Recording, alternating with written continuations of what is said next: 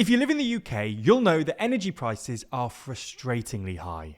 Even though we're through the worst of the cost of living crisis, energy providers are still trying to charge more for energy, and data suggests that the UK has some of the highest energy prices in the Western world. In fact, in December, polling from YouGov found that 23% of people reported that most days they avoided turning the heating on, and 14% reported they have not used electrical items as often as they needed to, presumably to save on electricity bills. Considering that the UK is the 6th largest economy in the world, it's remarkable that this is the case. So in this video, we're going to have a look at the UK's energy prices currently, why they're so high, and ultimately what needs to happen in order to bring them down.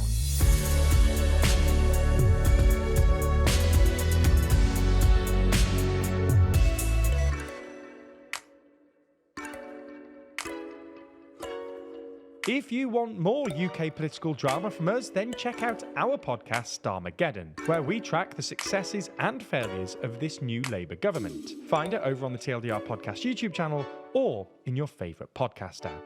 Now, prices of consumer energy in the UK are dictated by the energy price cap, which is set by Ofgem on the behalf of the government. This is a limit on the amount that suppliers can charge on each unit of gas or electricity used.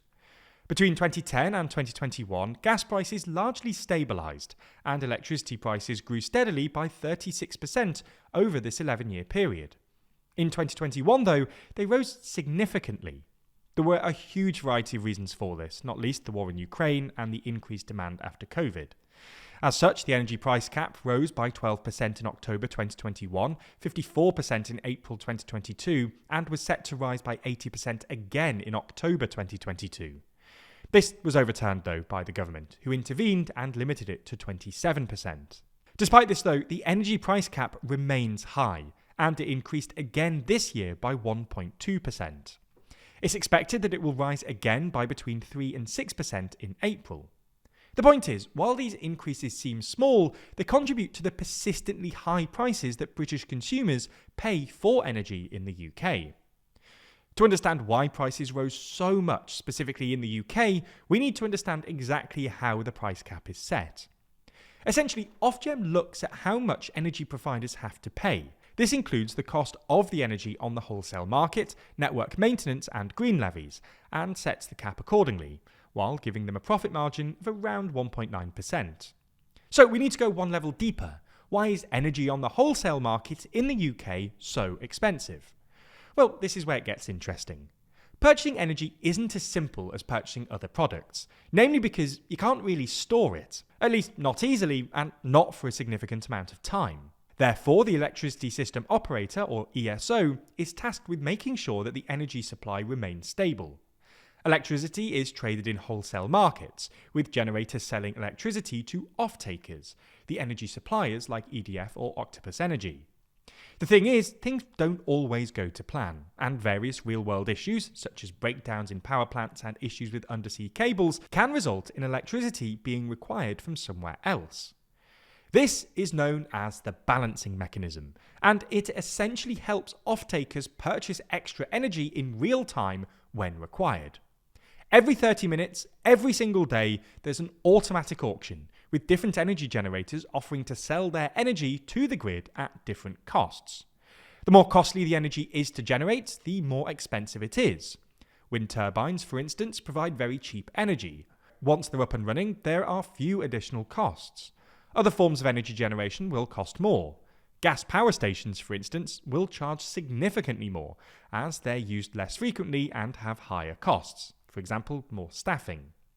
Interestingly, this is all publicly accessible data. At the time we were writing this script, the wholesale price being paid was £119.94 per megawatt hour, with 44.1% of energy coming from wind turbines and 36.5% coming from gas energy generation. Generally, if the wind is blowing, suppliers will purchase the cheaper energy from wind turbines, and if it isn't, they'll purchase energy from the more expensive suppliers. So far, this all makes sense. The thing is, as we showed earlier, energy companies don't purchase energy from one type of generator at any given moment. Rather, they purchase it from multiple different sources. The issue is that the UK operates something known as marginal cost pricing, so that operators pay for the most expensive unit needed to meet demand at any particular moment. If, for instance, gas is needed in the energy mix, which is a costly form of energy generation, then all other units of energy in the mix at that moment will charge the same as gas. This is known as marginal cost pricing. The problem is, although the UK is certainly moving towards renewables, it still relies heavily on gas. So much so, in fact, that for 98% of the time, it's the more expensive gas generators that set the overall price of energy. Now, there are many complicated reasons for why the system is set up this way, but essentially one of the big pros is that it results in low-carbon electricity producers being paid more. Theoretically, this should allow them to recoup their upfront costs and invest more. However, often this isn't the case. Many wind farms, for instance, have agreed contracts for difference with the government, which means that the government effectively assumes a lot of the risk and therefore tops them up when they earn less. The result, though, is that when they're paid more, they often have to pay this back to the government. As a result of this system, and particularly as a result of the UK's reliance on natural gas, the UK looks like an outlier on the international stage. Industrial electricity prices were about 50% above average, with a cost of around 25.85 pence per kilowatt hour. Other comparable nations, such as France and Germany, have an energy cost of only around 17 pence per kilowatt hour. So, what can we do? Well, understandably, there have been calls from various people to end this marginal cost system. Jack Wilkin, writing for Liberal Democrat Voice, wrote an article in January titled "Marginal Cost Pricing: Scamming Britain Since 1989", in which he argues that under this system, it's regular people that lose. Similarly, Richard Murphy of Tax Research makes a similar point, with him expressly calling for the system to be changed. This is certainly one thing that could help, although changing this would be one of the most radical overhauls to the system in years, and would certainly annoy the energy sector. Another thing that could be done is investing more in low-carbon energy, including nuclear. We've actually done another video on this on the UK channel, so go and check that out. But essentially, if we were to have the option to rely on other forms of energy generation other than natural gas, to the point that it was no longer needed in the energy mix, prices would fall, even under the current system. Whether Labour has the political and economic capital to do this, though, is another question. That's not the end of this story, though, with 2025 already shaping up to be a rather busy year for news. In fact, there's so much going on that we don't have time to cover it all. Just in America, there's everything from the question of whether Trump's becoming an imperial president, to America's wild history of territorial expansion, to questioning if the US is actually an oligarchy. All of these things could lead you to say WTF USA, which is appropriately also the name of the series I'm literally telling you about right now. WTF USA takes a tongue-in-cheek look at the weirder side of US politics, unpacking what Trump's really up to and why Trump's kind of weird decisions could end up being incredibly impactful. WTF USA is released every other Friday only on Nebula, the streaming service we co-own with a bunch of your favourite creators. Those creators also make a ton of other exclusive Nebula content like Real Life Law's series War Room. That's the show where every month the Real Life Law team breaks down all of the ongoing wars and conflicts around the world to keep you up to date and informed on what's happening and why, which in an incredibly complex world could prove to be a very helpful summary. It's not just original content either.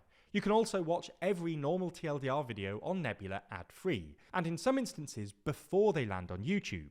If you're not a member already, click our link in the description to get 40% off, which brings the price down to just $36 a year or $3 a month. That's a real steal considering all of the original content on the platform, and the fact that signing up using our link directly funds the channel and allows us to make more content going forward. So thanks for your support, and please do join us over on Nebula.